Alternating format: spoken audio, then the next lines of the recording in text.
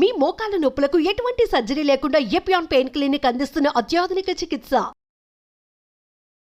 Sugar రాకుండా ఉండాలంటే మీరు ఇచ్చే బెస్ట్ డైట్ ఏంటి సార్? డైట్ ప్లాన్ మీరు ప్రస్తుతం తీసుకునే కార్బోహైడ్రేట్స్ సగం తగ్గించండి. షుగర్ తినొద్దు, సాల్ట్ తగ్గించండి. నూనె మనిషికి 1/2 కేజీ నెలకి.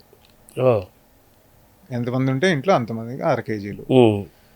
కుదిరితే కోల్డ్ ప్రెస్ ఆయిల్స్ వాడండి. వెయిట్ అప్రోప్రియేట్గా మేనేజ్ చేసుకోండి. బిలో 23 BMI మేనేజ్ చేసుకోండి. 7 to 8 hours నిద్రపోవడానికి ట్రై చేయండి. రోజు 1 అరగంట వ్యాయామం చేయండి. ఇవి చేస్తే చాలా మటుకు షుగర్ రాకుండా, బీపీ రాకుండా ఉండడానికి అవకాశాలు ఉంటాయి. ఈ ఫ్యాటీ లివర్కి షుగర్కి ఉన్న లింక్ ఏంటి? మనం 100 మంది హాస్పిటల్కి వస్తున్నాం అనుకోండి, పేషెంట్ కావచ్చు, హెల్త్ ప్యాకేజెస్ వాళ్ళు కావచ్చు, రొటీన్గా చెక్ చేసుకునే వాళ్ళు కావచ్చు, వేరే కారణాల వల్ల వచ్చిన వాళ్ళు కావచ్చు. 100 మందికి అల్ట్రాసౌండ్ చేస్తే 90 మందికి ఫ్యాటీ లివర్ ఉంటుంది. గ్రేడ్ 1 నుంచి గ్రేడ్ 3 వరకు. ఫ్యాటీ లివర్ కారణాలు వెయిట్ పెరగటం, ఆల్కహాల్, స్మోకింగ్, అధికంగా ఫ్యాట్ పదార్థాలు తినటం, నో యాక్టివిటీ. ఫ్యాటీ లివర్ అంటే మన లివర్ స్ట్రక్చర్ మీద ఫ్యాట్ పెరిగిపోవడం, విసరల్ ఫ్యాట్ అది పెరిగిపోవడం వల్ల లివర్ సరిగ్గా పనిచేయదు. పనిచేయకపోవడం వల్ల ట్రైగ్లిసరైడ్స్ పెరుగుతాయి. ఒకటి కొలెస్ట్రాల్ పెరుగుద్ది, హార్ట్ డిసీజెస్ వస్తాయి. ట్రైగ్లిసరైడ్స్ పెరిగితే షుగర్ వస్తుంది, షుగర్ వస్తే మళ్ళీ హార్ట్ డిసీజెస్ వస్తాయి. సో అలాగే వదిలేశారనుకోండి లివర్ని, గ్రేడ్ 2 గ్రేడ్ 3 కింద లివర్ ఫెయిల్యూర్కి వెళ్ళిపోతాడు. అది ఇర్రివర్సిబుల్. గ్రేడ్ 3 దాటిందంటే ఇర్రివర్సిబుల్. ఇంకా గ్రేడ్ 3 వరకు మనం వెనక్కి తీసుకురావచ్చు మన ఆహారాలు. మెయిన్ ఫ్యాటీ లివర్ తగ్గాలంటే వెయిట్ తగ్గాలి, కార్బోహైడ్రేట్స్ తగ్గించాలి, ఎక్సర్సైజ్ చేయాలి. ఈ 3 ఇంపార్టెంట్. ఆల్కహాల్, స్మోకింగ్ ఉండకూడదు. అది కంపల్సరీ. సో షుగర్ లెవెల్స్ పెరగటం వల్ల, షుగర్ లెవెల్ సరిగ్గా లేకపోవటం వల్ల ఎరెక్షన్ కూడా ప్రాబ్లం వస్తుంటారు కదా? తప్పకుండా ఎరెక్టైల్ డిస్ఫంక్షన్ అనేది న్యూరోపతి వల్ల పోద్దండి. నరాలు, నర్వ్స్ షుగర్ ఎక్కువ ఉండడం వల్ల డ్యామేజ్ అవుతాయి. అడ్వాన్స్ గ్లైకేషన్ ప్రొడక్షన్ రిలీజ్ అవుతుంది, దానివల్ల నరాలు డ్యామేజ్. ఆ నరాలు డ్యామేజ్ అవ్వడం వల్ల ఎరెక్టైల్ డిస్ఫంక్షన్ వస్తుంది. షుగర్ కంట్రోల్ చేస్తే చాలా మటుకు వెనక్కి వస్తుంది. బట్ లాంగ్ టర్మ్గా కంట్రోల్ చేయలేదనుకోండి, పర్మనెంట్గా ఇబ్బంది వస్తుంది. తర్వాత కన్ను కూడా ఎఫెక్ట్ అవుతుంటారు. కన్నులో వచ్చేదాన్ని మళ్ళీ రెటినోపతి అంటాం. రక్తనాళాలు బ్లీడింగ్ రావటం, లేకపోతే బ్లైండ్నెస్ రావటం అనేది ఇది కూడా షుగర్ పెరగటం వల్ల వచ్చే ఇబ్బందులు. రెటినోపతి ఉందంటే డెఫినెట్గా కిడ్నీ ప్రాబ్లం కూడా ఉంటుంది. కొంతమందికి నరాలు ఎఫెక్ట్ అవుతాయి, కొంతమందికి ఐ ఎఫెక్ట్ అవుతాయి, కొంతమంది హార్ట్ ఎఫెక్ట్ అవుతాయి, కొంతమందికి కిడ్నీస్ ఎఫెక్ట్ అవుతాయి, కొంతమందికి బ్రెయిన్ స్ట్రోక్ వస్తాయి. రకరకాలు. అందరికీ అన్నీ రావాలని లేదు, అన్నీ ఒక లైన్లో రావాలని లేదు. మనిషికి డిఫరెన్స్ ఉంటుంది. అలాగే మిల్లెట్స్ కానీ 3 పూట్ల మిల్లెట్స్ కానీ తింటే మనం మంచి ఆరోగ్యం ఉండొచ్చు, షుగర్ను కూడా మెయింటైన్ చేసుకోవచ్చు అంటారు. అది ఎంతవరకు కరెక్ట్? మిల్లెట్స్ని బాగా హైప్ చేశారు. నేను తప్పు అంటలా, మిల్లెట్స్ తినడం తప్పు కాదు. మిల్లెట్స్ అన్పాలిష్ తినండి ఫస్ట్. రైస్ ఎంత తింటున్నారో అంత మిల్లెట్స్ తినకండి. క్వాంటిటీ ఉండకూడదు. క్వాంటిటీ పెంచితే అది కార్బోహైడ్రేట్స్ ఉంటాయండి, అది ఎక్కడ పోదు, అది కార్బోహైడ్రేట్ సోర్సే. ఎనీ గ్రెయిన్స్, కినోవా అనుకోండి, రైస్ అనుకోండి, వీట్ అనుకోండి, మిల్లెట్స్ అనుకోండి, జవార్ అనుకోండి, ఏదైనా అన్ని గ్రెయిన్సే. అన్నిట్లో కార్బోహైడ్రేట్స్ ఉంటాయి. ప్రోటీన్ కంటెంట్ కొంతమందిలో ఎక్కువ, కొన్నిట్లో తక్కువ ఉంటుంది. ఫైబర్ కంటెంట్ కొంతమందిలో ఎక్కువ ఉంటుంది, కొంత తక్కువ ఉంటుంది. అంతేగాని కార్బోహైడ్రేట్ ఫ్రీ కాదండి. షుగర్కి ఏదో దివ్యాషోధం కాదు మిల్లెట్స్. మనం అది కూడా మితంగా తింటే మనకు హెల్ప్ చేస్తుంది. దాన్ని మళ్ళీ పాలిష్ చేస్తున్నారు అనుకోండి, వేస్ట్. దాన్ని పౌడర్ చేశారు అనుకోండి, అది ఇంకా వేస్ట్. అది మైదాతో సమానం. సో మీరు అవాయిడ్ వైట్స్ అన్నారు, కానీ మనంతా వైట్స్ చుట్టూనే ఉంది కదా మన ఆహారం అంతా. ఎలాగా వైట్ చుట్టూతోనే ఉంది, నేను కాదంటే తినొద్దని చెప్పట్లేదుగా, తగ్గించండి అని చెప్తున్నా. మీరు పని అంత లేదు కదా, మీరు ఇన్స్టెంట్ ఎనర్జీ రావాల్సిన కాయ కష్టం ఏం పడుతున్నామండి మనం. అంటే మన ఎక్సర్సైజ్ కూడా చేయట్లేదు, మనం ఖర్చు పెట్టేది తీసుకునేది, ఖర్చు పెట్టేది బ్యాలెన్స్ ఉండాలి అంతే కదా. ఫ్యాట్స్ అనేవి ఫిక్స్డ్ డిపాజిట్స్, ప్రోటీన్స్ అనేది కార్బోహైడ్రేట్స్ కరెంట్ అకౌంట్. ఆ కరెంట్ కూడా మనం ఖర్చు పెడతానే కదా తినాల్సింది. అవును, ఖర్చు పెట్టలేనప్పుడు దాంట్లో ఎంత వేసినా ఏమవుద్ది, అది ఫిక్స్డ్ డిపాజిట్లోకి వెళ్తుంది, అంతే. ఫ్యాట్ అయిపోద్ది. దానివల్ల ఇబ్బంది ఎవరికి? రిజర్వ్డ్ ఫ్యాట్స్ అంటారు కదా సార్, వాటిని ఎలా చూడాలి? అది విసరల్ ఫ్యాట్తో ప్రాబ్లం అండి.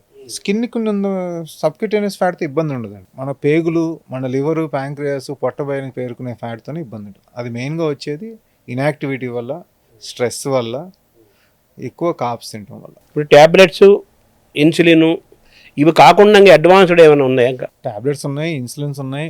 ఇప్పుడు ఇంజెక్షన్స్ GLP-1 ఎనలాగ్స్ అని వచ్చినాయి, డయాబెటీస్ కంట్రోల్ చేయడానికి, వెయిట్ కంట్రోల్ చేయడానికి. ఇంతవరకే ప్రస్తుతానికి. ఇన్సులిన్లో 4-5 రకాలు, GLP-1 ఎనలాగ్స్లో 4 రకాలు, మందుల్లో 7-8 రకాలు ఉంటాయి. ఏ పేషెంట్కి ఏది అవసరమో దాన్ని బట్టి చేయాలి.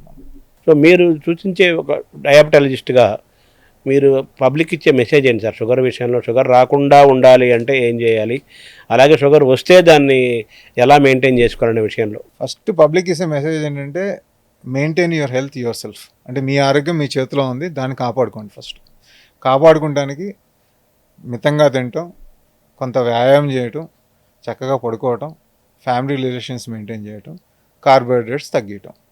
ఇది చేస్తే మీకు షుగర్ రాకుండా ఉంటుంది. ఒకవేళ వచ్చింది అనుకోండి, సరే డాక్టర్ గారి దగ్గరికి వెళ్ళి సొంత వైద్యాలు చేయకుండా డాక్టర్ గారి ఒపీనియన్ తీసుకుని లైఫ్ స్టైల్, మెడికేషన్స్ ఏది అవసరం ఉంటే మీకు అది ఫాలో అయితే మీరు ఆరోగ్యంగా ఉండడానికి అవకాశాలు ఉంటాయి. సో జెనెటిక్స్ పాత్ర కూడా మనం చూడాలి. జెనెటిక్స్ పాత్ర, ఇప్పుడు జెనెటిక్స్ చెక్ చేస్తున్నారు, షుగర్ వస్తుందని మీకు చెప్తాను నేను, వచ్చే అవకాశాలు ఉంది మీ జెనెటిక్స్లో. ఇప్పుడు ఏం చేయాలి మీరు? దాన్ని మెయింటైన్ చేసుకోవాలి. అవును, today's luxury is being healthy. This is the point you have to know. అదే లగ్జరీ అంటే పెద్ద పెద్ద ఇంపోర్టెడ్ కార్లో తిరిగి ఉంటాం కాదు, నువ్వు ఆరోగ్యంగా ఉన్నావు. ఆరోగ్యంగా ఉండటంత లగ్జరీ ఏది లేదు. సో మెంటల్ హెల్త్ కూడా ఈక్వల్ ఇంపార్టెంటా? డెఫినెట్గా అండి. స్ట్రెస్ అంటే మెంటల్ హెల్తే కదండి. అది స్ట్రెస్ అండ్ స్ట్రెస్ యాంగ్జైటీ. తగ్గించుకుంటేనే హార్మోన్లు బ్యాలెన్స్ ఉంటుంది, షుగర్ రాకుండా ఉంటుంది. సో భవిష్యత్తులో భారతదేశం అమెరికా తరహాలో డయాబెటిక్ పేషెంట్లు తగ్గించుకునే పరిస్థితులు వస్తాయని ఒక విశ్వాసం. తప్పకుండా రావాలండి. ఎందుకంటే సోషల్ మీడియాని మనం అన్నిటికీ వాడుకుంటున్నాం. పేషెంట్ అవేర్నెస్కి, హెల్త్ అవేర్నెస్ కూడా వాడుకుని దాన్ని ఇంబైబ్ చేసుకోగలిగితే, మనం అవగాహన పెంచుకోగలిగితే మన హెల్త్ కూడా బాగుంటుంది, మనం కూడా డయాబెటీస్ వచ్చే వాళ్ళని తగ్గించుకోగలుగుతాం. అంటే ప్రివెన్షన్లో భాగంగా ఏకసూత్రం ఏంటి సార్? ప్రివెన్షన్లో భాగంగా ఫస్ట్ విజిలెంట్గా ఉండండి, హ్యాబిట్స్ ఏమున్నాయో ఆపండి. ఇదివరకు మేము బ్యాడ్ హ్యాబిట్స్ అనేవాళ్ళం, స్మోకింగ్, ఆల్కహాల్. ఇప్పుడు అంటే కోపం వస్తుంది అందరికీ. సో అందుకని హ్యాబిట్స్ అంటున్నాం. Smoking, alcohol, tobacco, chewing, all other drugs, anything, this are all risk for health. Know yourself. అంతే అంతే కదా. చిన్నపిల్లలు కూడా వాళ్ళు ఫుడ్ షుగర్ లెవెల్స్ పెంచి అటాచ్ అయిపోవచ్చు. షుగర్ లెవెల్స్కి అటాచ్ అవుతున్నారు. కాకపోతే కొంత ట్రెండ్ కొత్త చూస్తున్నాం. జెన్జీ అంటారు ఇప్పుడు, కొత్త జనరేషన్ వాళ్ళు. They are averse to alcohol, they averse to smoking. వద్దు అనే ఆలోచనలో ఇప్పుడే మొదలవుతుంది. Because health awareness.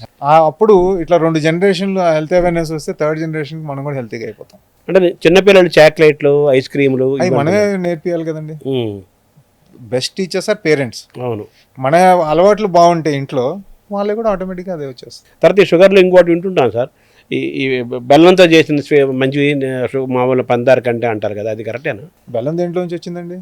ఆ చెరుకు నుంచి కదా. అదే ఏదైనా ఒకటే, చిన్న రాయి పెద్ద రాయి, దెబ్బ అయితే తగులుద్ది, కొంచెం తొందరగా తగ్గుద్ది, కొంచెం లేట్గా తగులుద్ది, నొప్పి అయితే పుడద్దు. నొప్పి అయితే మినిమం గ్యారంటీ స్కీమ్.